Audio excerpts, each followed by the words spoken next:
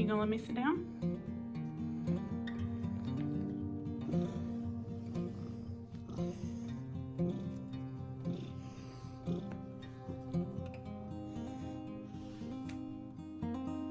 Hi everyone, welcome to the Felicity Yarn Studio channel. My name is Zoe and this is my space where I like to talk about my making within the fiber arts. So that mainly includes knitting, crochet, spinning, and yarn dyeing. Now, if this is your first time here, of course, a big welcome. Thank you for checking the channel out. And to all of my returning viewers, thank you guys so much for coming back. You know, I really appreciate you guys. And let's see, if you would like to find me on social media, I will pop that information on the screen for you. And you can also find that down below in the description box. That's also where I post my show notes or links to anything that I'm gonna talk about today.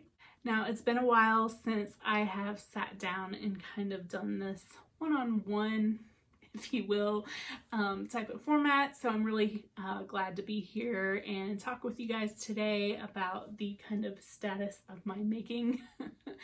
I just wanted to say thank you to anybody who watched my previous video called A Love Letter to Socks. The response from you guys has been really encouraging. It felt like a risk to go outside of my comfort zone and kind of what is the norm here on YouTube for like knitting podcasts. So I really enjoyed sitting down and actually like thinking and writing out my thoughts on a subject matter.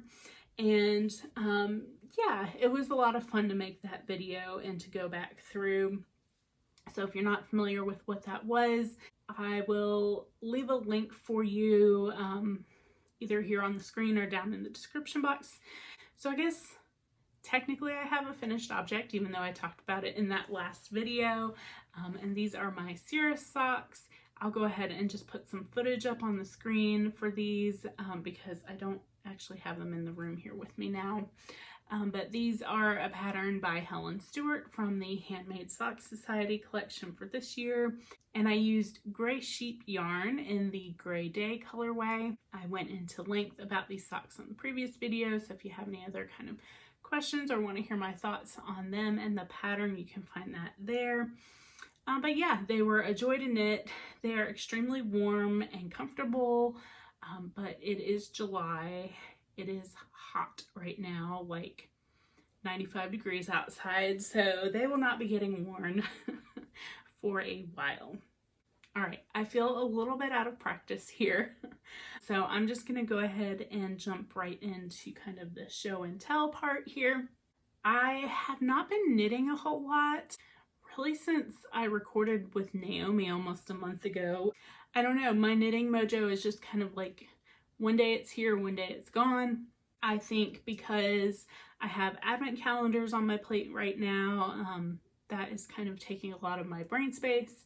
So it's been a lot of kind of vanilla knitting for me. The first thing that I have here is in my Twist Fiber Studio project bag. And I picked this up last year at SAF, which is the Southeastern Animal Fiber Festival, Fiber Fair. I don't know, it's a mouthful either way. But that is a festival that is normally held in Asheville, North Carolina.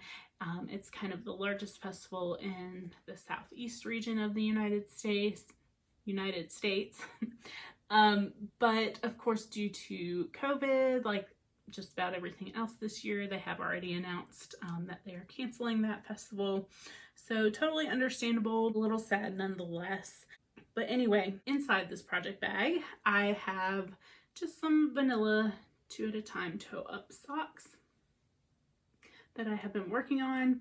And speaking of advents, these are colors from my advent calendar from last year that I dyed up.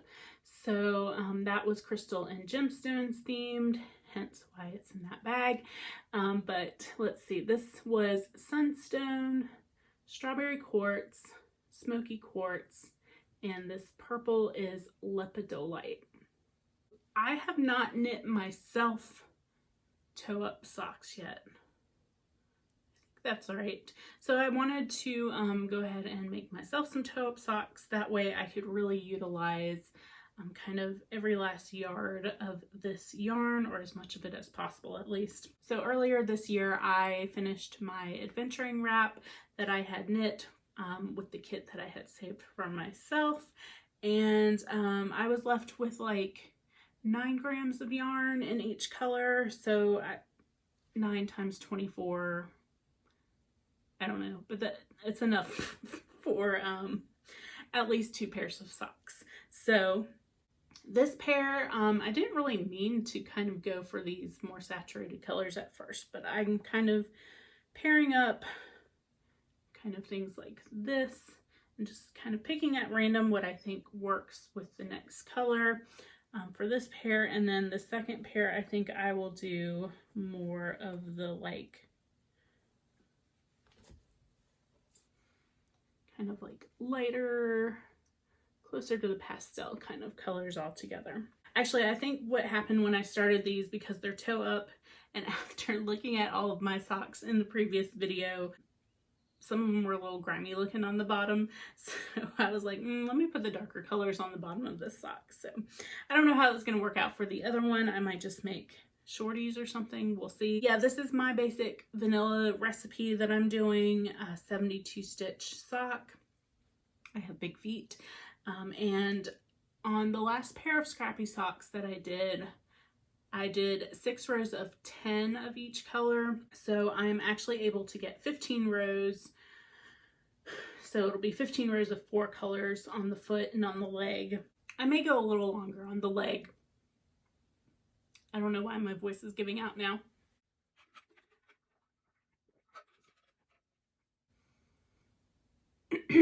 That's better. I may go a little longer on the leg, or maybe just do a 15 row cuff. Oh no, I normally do a 15 row cuff. I don't know, we'll see. I'm not too worried about it. These are just kind of for fun and to really use up some scraps. I'm trying not to spend all of my money right now, but I'm using just a little hand beaded stitch marker that I made, and this really simple cute little heart. I do have some of these in my shop right now. I also have advent calendars for this year in my shop if you are interested. The theme for this year is capturing color and light, and all of the colorways are inspired by Impressionist paintings. So I'm really pleased with how these are dyeing up so far. I have 4 colors out of the 24 dyed up, and we're going out of town on Saturday. I'd like to get 2 more dyed up before we leave so I can have like a quarter of them done before we leave. Anyway, back to this year's advents. I am dyeing up a few more this year than I did last year, so that is a little bit more work on my end, but they started to sell really quickly, and I kind of want to spread out how often I'm listing them so that everybody can kind of get a fair shot at purchasing one. So I listed about 5 more right now, and I have like 5 or 8 of them left held back that I'm going to hold back through like August or September. If they sell out, they sell out. If they don't sell out before like the end of October, beginning of November, when I start to ship them, they will be then just listed in the shop as ready to ship. I have Darcy down here. She's being really stinking cute. She's my usual recording companion. The next project that I have been knitting on is I finally started to make some progress on Jason's socks. These are also toe up. This is in mustache yarn in the Bounty Hunter colorway, which is I believe inspired by Boba Fett, which is his favorite Star Wars character. And for the toe, I'm using some West Yorkshire spinners and just a gray color. I don't know if it has a name, it just had a number on the label. There it is. I have been using this for a lot of heels, toes, and cuffs here lately. It's just a really great kind of neutral that goes with a lot of things. and it's a nice workhorse yarn, so it should wear really well on those heels, toes, and cuffs. And then these are the cakes for the mustache. So I was really expecting more of the like red and gold color in there, but I'm really pleased with how they're working up. They're kind of nice and neutrally. I kind of like the colorways. Ow, I just stabbed myself with the needle. But he has rather large feet for a man. His socks are 80 stitches, and I'm just gonna go based off of the previous pair that I made for him, which he says fits really well. He's actually been wearing them, even though it's, you know, the dead of summer right now. He says that they're actually more comfortable than some of his commercial socks, since they're not like super tight on his leg, and I'm assuming kind of the breathability of the wool is what's helping him out there. So I want to get these knit up for him pretty soon. And actually, I think for these, I might stay in pattern or in the mustache yarn on the heel, just to get as much of the kind of accent colors in these as possible, and then do the cuff in the West Yorkshire spinners. So on the last pair that I knit for him, I did have like, I don't know, at least 10 grams of yarn left of the main colorway. So I think I can get the heels made. And again, that means that I will be utilizing as much of this yarn as possible. So these are living in my fringed field supply bag. Again, just kind of coordinating a little bit here. I don't know, I like to coordinate my project bags with my projects because why not? Let's see, finally, the last thing that I've really made any progress on is living in my fringe tote. This is my Trescao by Anna Dervout, who is along avec Anna on Ravelry. This is knit in some of my own hand-dyed yarn in the colorway Mellow Yellow. This batch did not come out quite so mellow, so that's why it is staying with me. I'm okay with walking around looking like a highlighter. So I believe the last time that y'all saw this, I was where this stitch marker is. I just put a second one on the other night because I felt like I was making no progress whatsoever. So yeah, I probably have about half of the body knit. I don't know, maybe about 2/3 of the body knit, because it is designed to be a crop top, and I'm not really a huge fan of crop tops personally, on my body shape at least, and even crop tops with as large of a bust as I have, I still need a considerable amount of length to cover the boobage. So yeah, I'm really happy with how this is coming along. For a while there, I was starting to get a little down on myself and feel like I should have made more progress on this. I really flew through the raglan increases, but then when I got to the body, it was just like, normally I love knitting the body of a sweater. Like, just going round and round and round in stockinette is like my ideal knitting. But I don't know, I just kind of stalled out on this for a while. But then the other day I was thinking about it, and I only started this like at the 1st of June. It's only been like 6 weeks, and I don't know, I felt like I was maybe being a little bit hard on myself for not having finished sooner, or at least having at least like finished the body by now.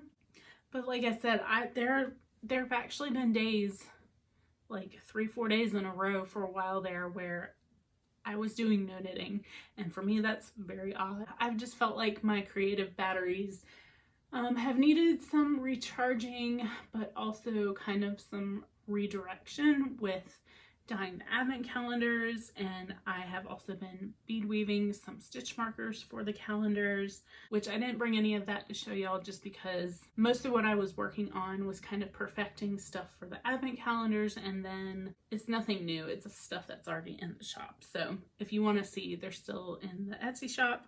But anyway, back to Trescao. I'm just kind of telling myself now, this will get done when it gets done. It is still July and I'm not going out in a mohair sweater anytime soon. So it's been kind of nice to just slow down and give myself permission to enjoy this knit rather than feel like I have to race through it. Yeah, I don't know, it's kind of a nice change of pace. And finally, I have my tale of woe to share with you all. This is living in a bag that one of my aunts sewed for me. It's got kitty cats on it, which I will get to ants and bags in a minute. But first, I wanted to share with y'all the status of my Tsubaki sweater. I've been picking this up from time to time, and I had gotten a couple more rows done. It was slow going on this thing for a while. I say was because I have decided to frock this. Last night I sat down, I was gonna put a few more rows in on it, and I started to look at the pictures in the pattern, and I realized the cable on this side was not right. So I started to drop down to fix it, and I had to actually drop down 2 repeats to fix it. That's not a problem. I have fixed cables before, like going this far down.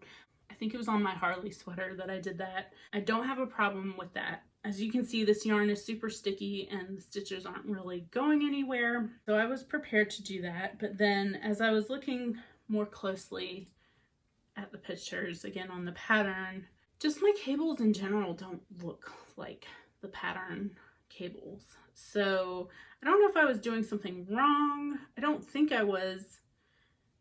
I don't know if I just haven't stuck with it long enough to see them kind of pucker the way that they do on the pattern page. And I always felt like I was forcing it a little bit with this because this is worsted weight yarn. I'm using Brooklyn Tweed Shelter. This is the Foothills colorway. But the pattern is written for sport weight yarn. So I did kind of fudge the not fudge. I did do the math and I took the numbers that I was getting with my gauge and decided to knit like a size smaller to wind up getting a size that would fit me. But I gotta say, it was not an enjoyable process because this is rustic, non-superwash wool. It was very slow going at times and just felt like really tight on size 4 needles with worsted weight yarn. So yeah, I decided to stop forcing it and I'm gonna frog this and make something else with this yarn. And you know what? That's okay. I actually felt like a lightening off of my shoulders when I decided last night to frog it. Like I didn't even actually hesitate when I decided. I was like, you know what? I'm gonna frog it and that's okay. So I've really only gotten through 1.5 50 gram skeins. So it's not even 100 grams that I'm going to be frogging. I do want to knit this pattern, but I'm just going to choose the correct weight of yarn. I know there's been a lot of discussion going around on Ravelry and Instagram. Actually, I don't know about Ravelry because I'm staying off of Ravelry unless I absolutely need to be on there, but I know there's been a lot of discussion on Instagram, and actually I haven't been on Instagram a ton either. Just, I don't know, I don't have the brain space for it right now, but Naomi's been sending me posts. Naomi is my sister, she's the yarn curator here on YouTube, but she and I have been kind of having side discussions about it as well. Yeah, I don't know where I'm going with all of this. I'm a little bit out of practice here, but I think what I was saying is that I do want to knit this pattern. I'm going to choose an appropriate yarn, either a fingering or a sport weight. That way I don't have to kind of fudge it as much. And yeah, that way I can enjoy the knit a little bit more. My plan is to use this yarn to knit a different pattern, and I have 2 patterns in mind. I just have to decide which one. Either one that I choose, I'm gonna have to order 2 more skeins to get the yardage that I need for my size. So I have two patterns in mind for this yarn. The first is the Bronwyn, which is a really beautiful all over cabled sweater. They're both all over cabled sweaters, which is still what I am after. This was supposed to be my Rhinebeck sweater as well.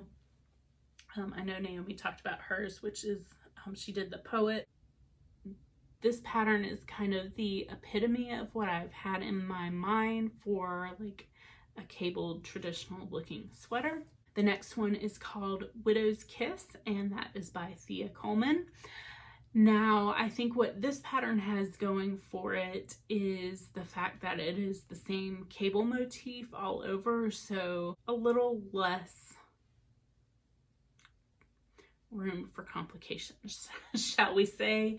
Hopefully would be the case with something like that, which is sort of how this one is. It's just 3 of the same cables with the honeycomb pattern down the middle. I do really like the way the honeycomb pattern looks, and that's why I think Bronwyn has a few things going for it as well, because there's some of that in there. So I don't know. I'm really torn. I'm 50-50. Let me know what y'all think down below in the comments. Let me know which sweater pattern you think I should pick for this yarn. I really want a nice cozy cabled sweater for this winter though, so it's gonna happen. Every time I pull out the yarn, I'm like, oh, I love it. I want a sweater knit out of this. I just have to actually do the right thing. I just need to, yeah, find the right pattern. Sometimes it's just the way that it is. It's a little bit of trial and error, and worst case scenario, you just have to rip something out. So I'm not heartbroken.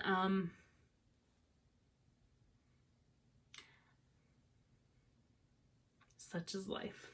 Back to what I was saying about this bag earlier. My Aunt Laura and Aunt Mary have started sewing project bags and selling them at their local yarn shop. I'm not sure if like this is a particular style that they're selling. This might have been just kind of a one-off. But in an earlier episode, I had mentioned that I sent some fabric down to Florida via Naomi to take to them to hopefully turn into some project bags for me. Because while I have not one, but 2 sewing machines, neither of them have yet to be set up here. And yeah, one of these days. I'm working on it. I'm in the process. My craft room / studio space is going to get some new furniture and things. So hopefully I can get some of that set up and maybe one day start sewing. It's one of those great dreams I have, but I'm rambling. So let me get back on track here. Anyway, in exchange for them making me some project bags, I'm dyeing up some yarn for them. I let them pick out their base and everything, which is a really great opportunity for me as a yarn dyer because some of these were things that I am interested in putting in the shop. So for Aunt Mary, she picked a BFL and silk base, and this is really gorgeous. The base is shiny and extremely soft, and she wanted kind of this hot flamingo pink with some black speckles. I'm really pleased with how this turned out. And then Aunt Laura likes blues and teals and purples, and she picked a bamboo sock base. I don't remember what, it might have been merino and bamboo. I just remember it has the bamboo in it. But anyway, I dyed this up for her. And I still have a few skeins left. So I'm going to do a second colorway for them also. But yeah, since I've been talking a lot about all the dyeing that I've been doing lately, this is some of the dyeing that I can show you guys. So I'm really pleased with how these turned out. I really like these bases, so I want to get these down there to them soon, and they can kind of knit them up and maybe give me a little bit of a review on the yarn. I do think the BSL silk is just absolutely beautiful. It takes the dye really nicely, and I do think that one is probably going to be coming to the shop soon. So yeah, that is what I have been up to creatively lately. Jason and I are going to be spending a few days at the beach and visiting, socially distanced visiting with a few friends and family members. So that'll be nice to see some faces that we haven't seen for a while. I'm really looking forward to a couple of days just sitting by the ocean with my feet in the sand. I am a beach soul. I love the mountains. They're beautiful and fulfilling in a different way, but I don't know. There's something about the beach. I know it's not everybody's thing, but it is most definitely my thing. I've got a few other kind of video things brewing in the back of my mind.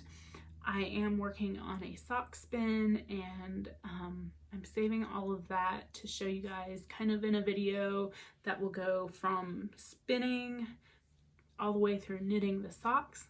So yeah, I'm really excited and looking forward to sharing some of that with you guys. I think I'm going to go ahead and sign off. Thank you so much for watching.